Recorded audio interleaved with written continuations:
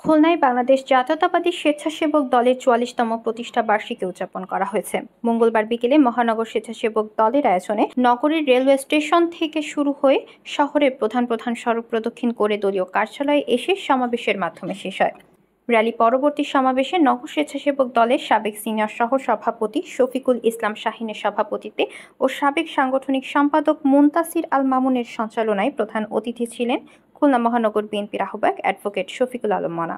বিশেষ অতিথি ছিলেন নগর বিএনপির যুগ্ম আহ্বায়ক বদরুল আনাম চৌধুরী, শফিকুল ইসলাম হোসেন, সদর থানা বিএনপির আহ্বায়ক KM হুমায়ুন কবির, সদস্য সচিব ফরিদ আহমেদ মোল্লা, বিএনপি খুলনা মহানগর মিডিয়া সেলের আহ্বায়ক মিজানুর রহমান মিল্টন, স্বেচ্ছাসেবক দলের সাবেক সভাপতি সাইদ হাসান লাবলু, আল জামাল ভূঁইয়া, আহসান হাবিব বাবু, নাসির উদ্দিন, হেলাল ফরাজি, ডাক্তার ফারুক হোসাইন,